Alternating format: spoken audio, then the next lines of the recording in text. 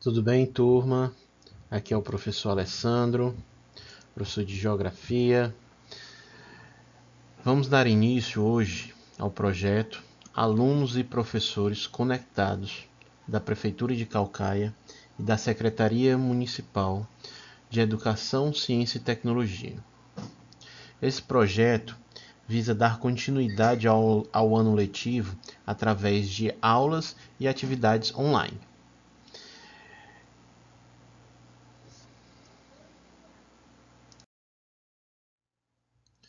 Espero que todos estejam se cuidando durante essa pandemia, para que quando retornarmos às salas de aulas estejam todos bem. Essa semana vamos falar sobre a dinâmica da população mundial.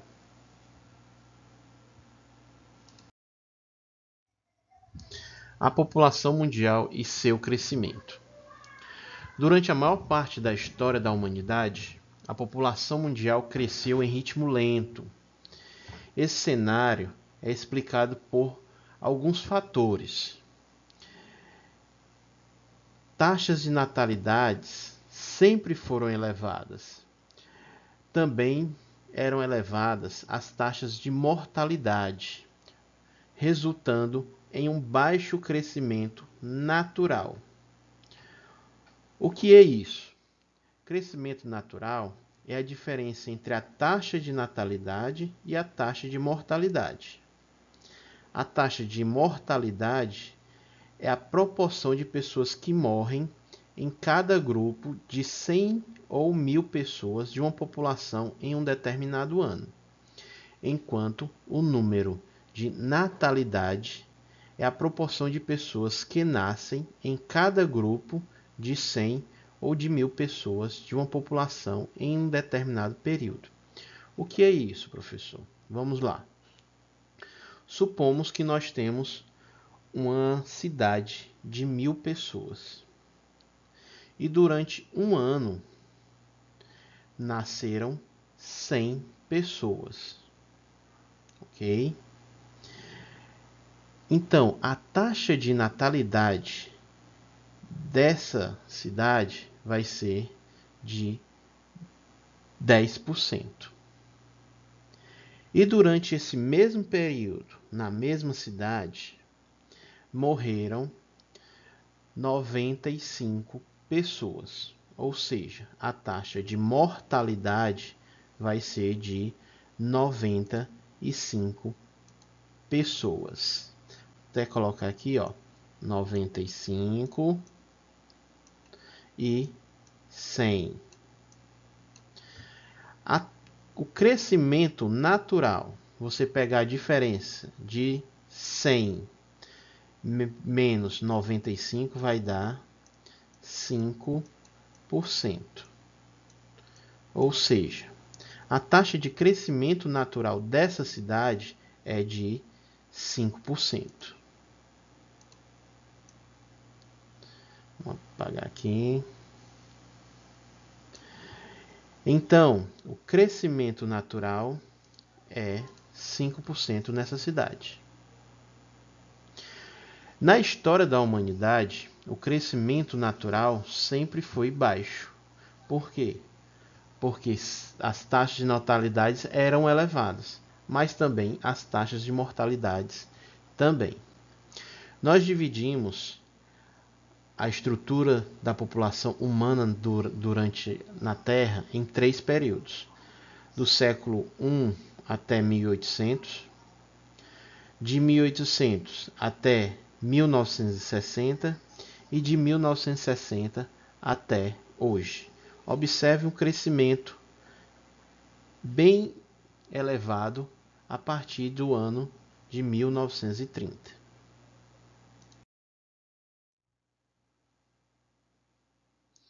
A distribuição da população mundial. A população mundial se encontra distribuída, ainda que de maneira desigual, por todos os continentes da Terra, com exceção, é lógico, da Antártica. Esse cenário é resultado de inúmeras migrações que ocorreram em diferentes momentos da história do planeta.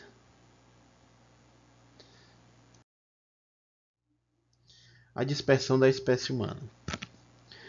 Nos séculos XIX e início do século XX, as hipóteses de os seres humanos surgiram da África existiam, mas eram negadas por muitos cientistas. Atualmente, a gente sabe, através de estudos arqueológicos e análise do DNA humano, que os seres humanos modernos surgiram na África há cerca de 200 mil anos.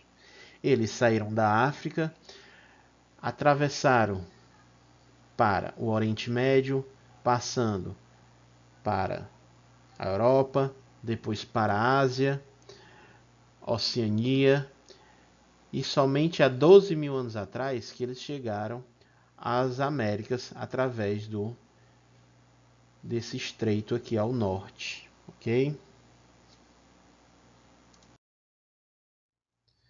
A distribuição da população atual no mundo. Hoje, nós temos 7 bilhões de habitantes em nosso planeta. Eles se encontram distribuídos em praticamente todo o território da Terra, em todas as regiões. Lógico que, como nós falamos anteriormente, ele está bem mal dividido, ele está muito pouco dividido, ele está dividido de maneira desigual. Observem que eles estão concentrados em alguns locais.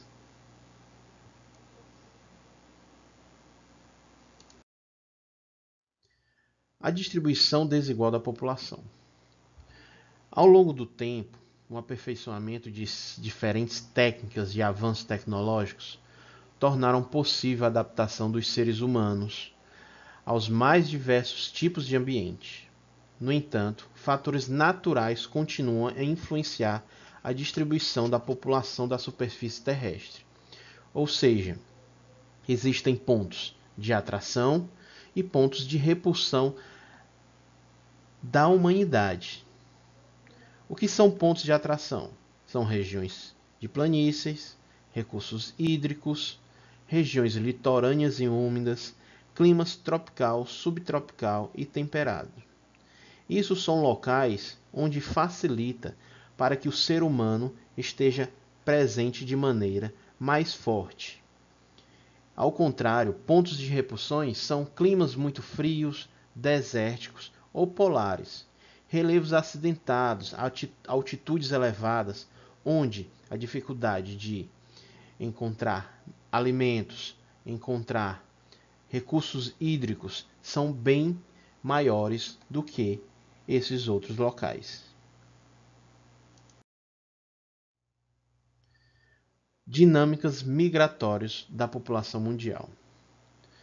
Todos os anos, milhares de pessoas migram de um país para o outro, pelas mais diversas razões, como busca de trabalho, para se alcançar melhores condições de vida, questões que envolvem conflitos e guerras, entre outros. Em 2017, de acordo com a ONU, cerca de 258 milhões de pessoas em todo o mundo viviam fora do país em que nasceram, por diferentes motivos. Nós podemos dividir essas migrações em dois tipos. Nós temos o emigrante, que são pessoas que deixam o lugar de origem para ir viver em outro país ou região.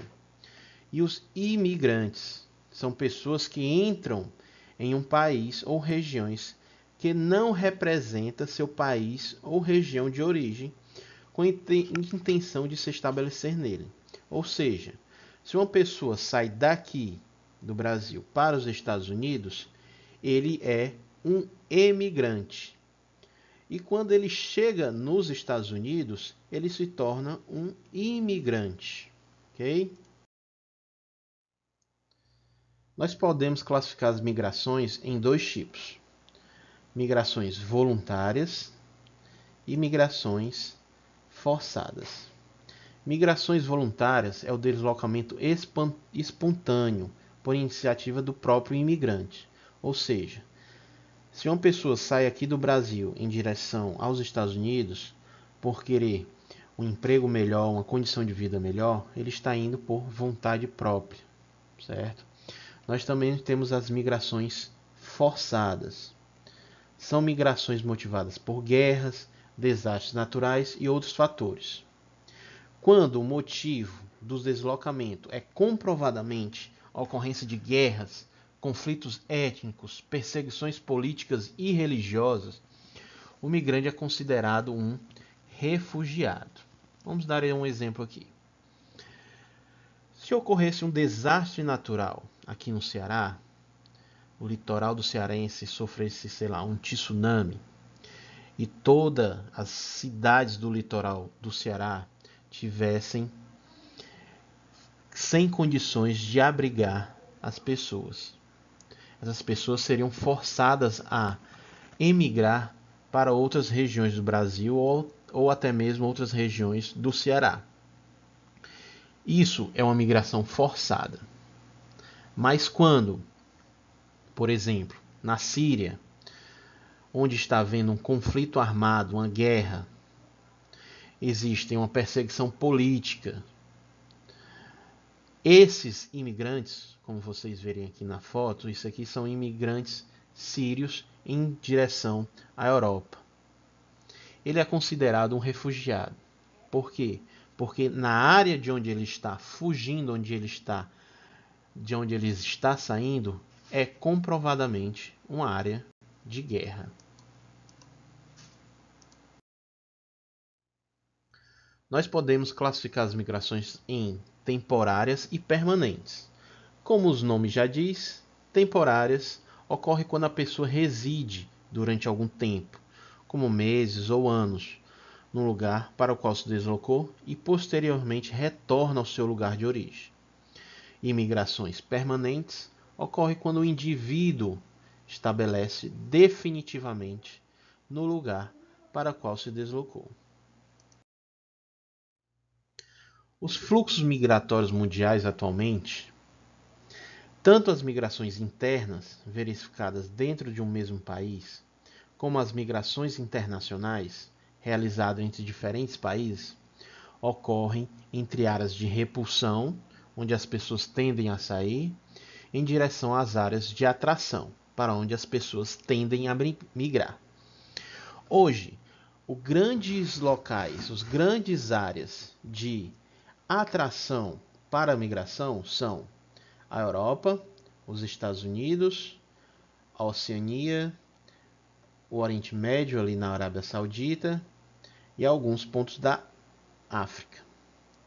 Os grandes locais de repulsão são exatamente os locais onde existe uma grande quantidade de falta de empregos, falta de recursos, onde a população vive em conflitos étnicos, guerras ou qualquer outro tipo de dificuldade que faça com que você saia do seu país e vá para outros.